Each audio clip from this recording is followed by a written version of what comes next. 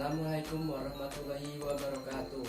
Perkenalkan, nama saya Firman Harjo. Saya dari Prodi Pendidikan Islam Anak Usia Dini, Fakultas Tarbiyah dan Keguruan Universitas Islam Negeri Sultan Taha Saifuddin Jambi. Di sini saya akan menyampaikan pembahasan tentang anak dengan gangguan belajar. Untuk lebih lanjutnya, mari simak video sebagai berikut ini.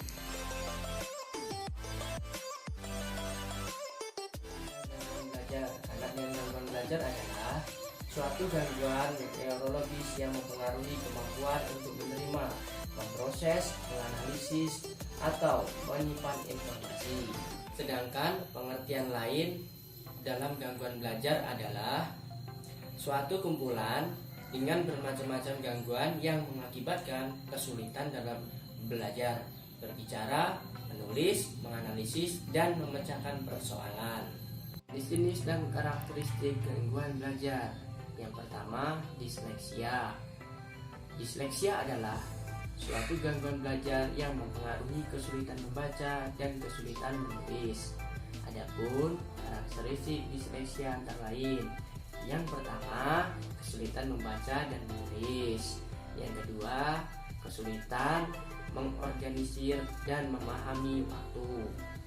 Yang ketiga, mengingat urutan-urutan dan berkonsentrasi dalam jangka waktu yang lama.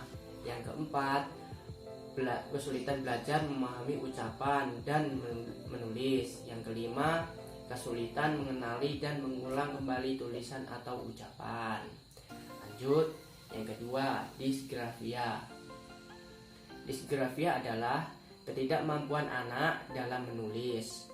Adapun karakteristik disgrafia antara lain: yang pertama, terdapat ketidakkonsistenan bentuk huruf dan tulisan. Kedua, saat menulis penggunaan huruf besar dan huruf kecil masih tercampur. Yang ketiga, ukuran dan bentuk hurufnya tidak proporsional. Yang keempat, anak tampak harus berusaha keras saat mengkomunikasikan suatu ide, pengetahuan, atau pemahamannya lewat tulisan. Yang kelima, yang terakhir, tetap mengalami kesulitan meskipun hanya diminta mengulangi contoh tulisan yang sudah ada.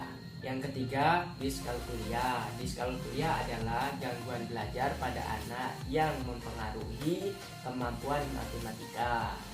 Adapun karakteristik diskalkulia antara lain: yang pertama, adanya kondisi ekstrinsik.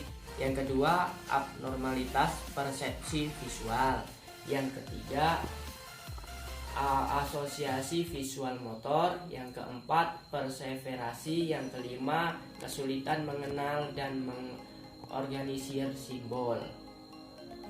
Yang keempat, Down syndrome.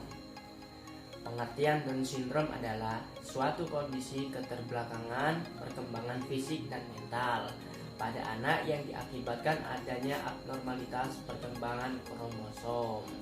Down syndrome terjadi hampir merata pada anak laki-laki dan perempuan. Penderita Down syndrome memiliki karakteristik yang khas antara lain: yang pertama, abnormalitas pada tengkorak. Yang kedua, abnormalitas pada muka. Yang ketiga, tubuh pendek. Yang keempat, dagu atau mulut kecil. Yang kelima, leher pendek. Dan yang keenam, yang terakhir, hidung dan leher itu rata. Lanjut, adapun faktor penyebab gangguan belajar pada anak. Yang pertama, faktor keturunan atau bawaan. Yang kedua, gangguan masa kehamilan. Yang ketiga, trauma pasca kelahiran seperti demam tinggi atau trauma kepala. Dan yang keempat, yang terakhir, infeksi telinga pada masa bayi. Halo, saya Dr. Iren. Saat ini saya akan bahas mengenai gangguan belajar dan gangguan perkembangan pada anak. Pada saat anak memasuki usia sekolah dasar, anak berada dalam fase industri menurut teori Erik Erikson. Artinya, anak terdorong untuk menghasilkan sesuatu dan ingin berprestasi. Pada usia seperti ini, sebaiknya anak didorong untuk memiliki rasa cinta akan belajar, dilatih untuk memiliki kebiasaan belajar yang baik, dan rasa percaya diri sebagai pelajar yang sukses. Masalahnya, proses belajar ini seringkali tidak berjalan dengan mulus. Gangguan belajar adalah kasus yang sering dikeluhkan oleh orang tua. Dalam 1 dekade belakangan ini, kasus gangguan belajar dan gangguan perkembangan pada anak meningkat dengan pesat. Gangguan belajar adalah kondisi di mana anak dengan kemampuan rata-rata atau di atas rata-rata namun memiliki ketidakmampuan dalam proses belajar. Ada beberapa jenis gangguan belajar, yaitu gangguan perkembangan bicara dan berbahasa, dan gangguan kemampuan akademik seperti gangguan membaca, gangguan menulis ekspresif, dan gangguan berhitung. Selain itu, juga terdapat gangguan perkembangan yang dapat menghambat proses belajar ini. Contohnya ADHD dan sindroma Asperger. Pertama, kita bahas mengenai ADHD. ADHD merupakan singkatan dari Attention Deficit and Hyperactivity Disorder, atau gangguan pemusatan perhatian dan hiperaktivitas. Ada 3 gejala utama ADHD. Yang pertama, inatensi, yaitu sulit berkonsentrasi, perhatiannya mudah beralih, sering kehilangan barang, pelupa, dan tidak teliti. Yang kedua, hiperaktivitas, yaitu anak terlihat tidak bisa diam, sulit untuk duduk tenang, dan sering berlari berlebihan. Yang ketiga, impulsivitas, yaitu sulit menahan keinginan untuk melakukan sesuatu. Ini terlihat dari anak yang sulit menunggu giliran dan sering mengganggu anak lain. Prinsip terapi ADHD adalah multimodal terapi, artinya gabungan dari berbagai jenis terapi, seperti farmakoterapi atau terapi dengan menggunakan obat-obatan untuk meningkatkan fungsi kerja otak. Lalu terapi perilaku, terapi remedial, terapi neurofeedback, intervensi psikososial, dan terapi lain yang disesuaikan dengan kebutuhan anak. Berikutnya saya akan bahas mengenai sindroma Asperger. Anak dengan sindroma Asperger memiliki keterbatasan dalam kemampuan berkomunikasi, kemampuan semantik atau mengartikan kata-kata, memiliki intonasi suara yang monoton, dan ekspresi muka yang seringkali tidak sesuai.